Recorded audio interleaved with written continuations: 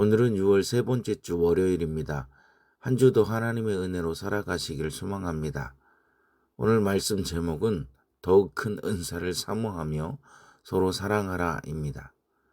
오늘 본문은 고린도전서 12장 22절에서 31절까지입니다.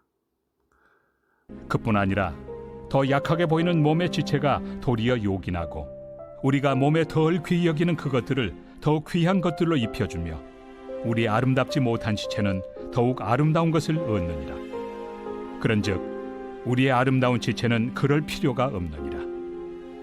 오직 하나님이 몸을 고르게 하여 부족한 지체에게 귀중함을 더하사 몸 가운데서 분쟁이 없고 오직 여러 지체가 서로 같이 돌보게 하셨느니라. 만일 한 지체가 고통을 받으면 모든 지체가 함께 고통을 받고 한 지체가 영광을 얻으면 모든 지체가 함께 즐거워하느니라. 너희는 그리스도의 몸이요 지체의 각 부분이라. 하나님이 교회 중에 몇을 세우셨으니 첫째는 사도요, 둘째는 선지자요, 셋째는 교사요, 그 다음은 능력을 행하는 자요, 그 다음은 병 고치는 은사와 서로 돕는 것과 다스리는 것과 각종 방언을 말하는 것이라. 다 사도이겠느냐? 다 선지자이겠느냐? 다 교사이겠느냐? 다 능력을 행하는 자이겠느냐? 다 병 고치는 은사를 가진 자이겠느냐? 다 방언을 말하는 자이겠느냐? 다 통역하는 자이겠느냐? 너희는 더욱 큰 은사를 사모하라. 내가 또한 가장 좋은 길을 너희에게 보이리라.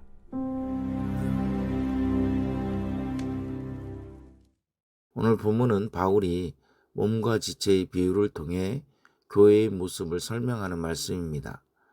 고린도 교회는 은사가 풍성한 교회였습니다. 그러나 그 풍성한 은사가 오히려 교회 안의 갈등과 분열의 원인이 되고 있었습니다.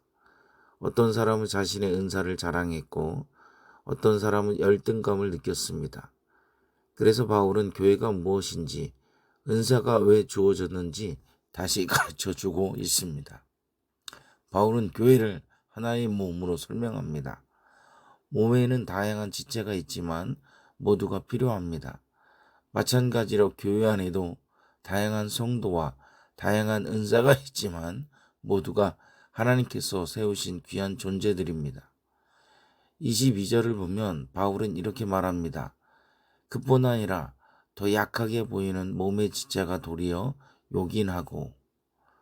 우리의 몸을 생각해 보십시오.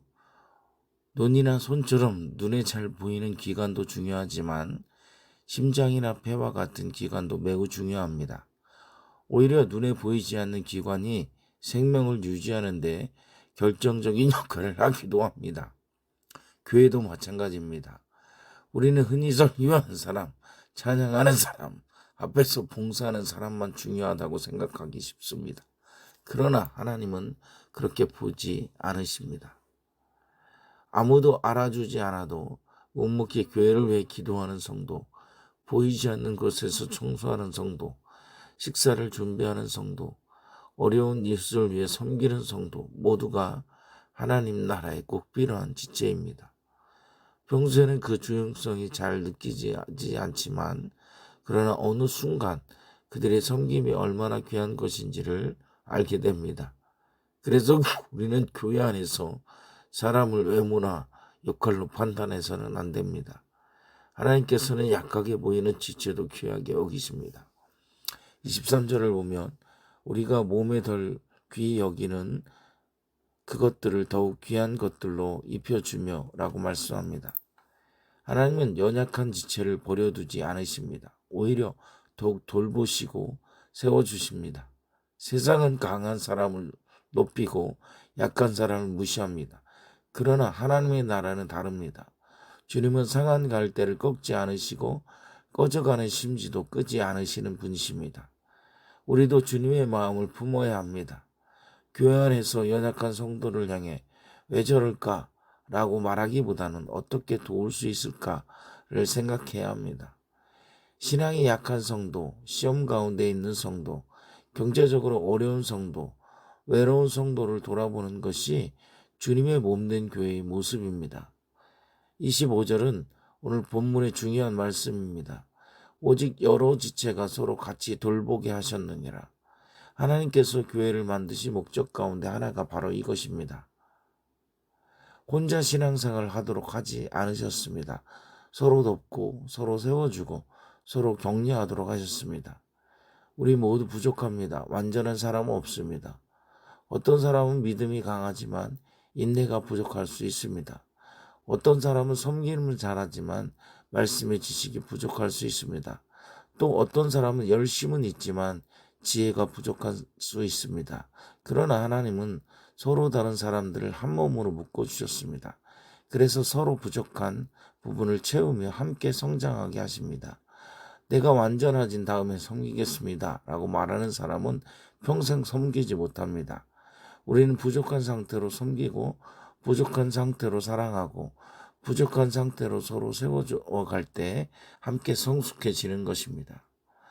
26절은 교회의 본질을 잘 보여줍니다. 만일 한 지체가 고통받으면 모든 지체가 함께 고통을 받고 한 지체가 영광을 얻으면 모든 지체가 함께 즐거워하느니라. 한 몸이기 때문입니다. 손가락 하나만 다쳐도 온몸이 불편합니다. 마찬가지로 교회 안에서 한 성도가 아파하면 교회 전체가 함께 아파해야 합니다. 반대로 한 성도가 은혜 받고 회복되면 함께 기뻐해야 합니다.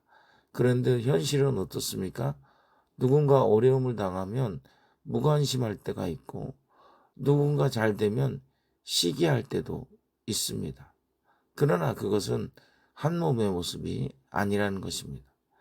그리스도의 몸된 교회는 함께 울고 함께 웃는 공동체입니다.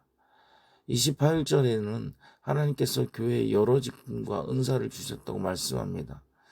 하나님이 교회 중에 몇 사람을 세우셨으니 첫째는 사도요, 둘째는 선지자요, 셋째는 교사요. 여기서 중요한 것은 하나님이 세우셨다는 겁니다. 직분은 사람이 만들어낸 것이 아닙니다.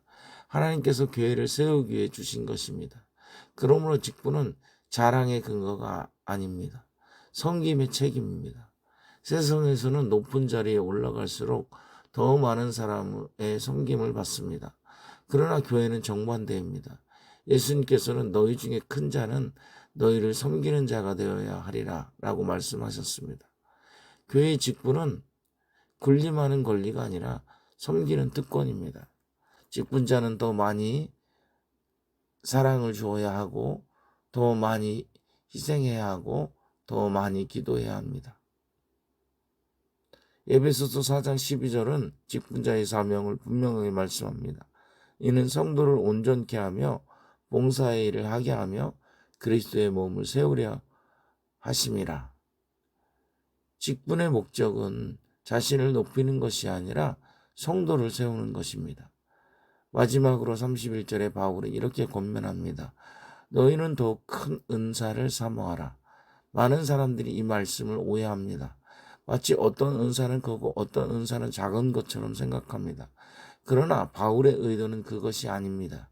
더 많은 사람을 유익하게 하는 은사를 사모하라는 뜻입니다. 그래서 바울은 방언보다 예언을 더 사모하라고 말씀했습니다. 왜 그렇습니까? 예언은 더 많은 사람을 세우고 유익하게 하기 때문입니다. 그렇다면 가장 큰 은사는 무엇일까요? 바울은 바로 다음 장인 고린도전서 13장에서 그 답을 말합니다. 그것은 사랑입니다. 사랑은 모든 은사를 살아 움직이게 만드는 능력입니다. 사랑이 없는 방언은 울리는 꽹과리에 불과합니다. 사랑이 없는 지식은 사람을 교만하게 만듭니다. 사랑이 없는 봉사는 자기의 의를 드러낼 뿐입니다. 그러나 사랑은 사람을 살립니다. 사랑은 상처 입은 사람을 회복시킵니다. 사랑은 무너진 관계를 다시 세웁니다. 사랑은 교회를 하나 되게 합니다. 그래서 사랑보다 큰 은사는 없습니다. 사랑하는 성도 여러분, 오늘 말씀을 통해 세 가지를 기억하시기 바랍니다. 첫째는 약해 보이는 지체를 귀하게 여기십시오. 둘째는 한몸된 공동체를 서로 돌보십시오. 셋째는 가장 큰 은사인 사랑을 사모하십시오. 주님은 사랑으로 우리를 구원하셨고 사랑으로 교회를 세우십니다. 우리도 사랑으로 서로 세우고 섬길 때에 그리스도의 몸된 안전교회는 더욱더 아름다운 공동체가 될 것입니다. 주기도문 하시겠습니다. 하늘에 계신 우리 아버지, 아버지의 이름을 거룩하게 하시며 아버지의 나라가 오게 하시며 아버지의 뜻이 하늘에서와 같이 땅에서도 이루어지게 하소서. 오늘 우리에게 일용할 양식을 주시고 우리가 우리에게 잘못한 사람을 용서하여 준 것 같이 우리 죄를 용서하여 주시고 우리를 시험에 빠지지 않게 하시고 악에서 구하소서. 나라와 권능과 영광이 영원히 아버지의 것입니다. 아멘.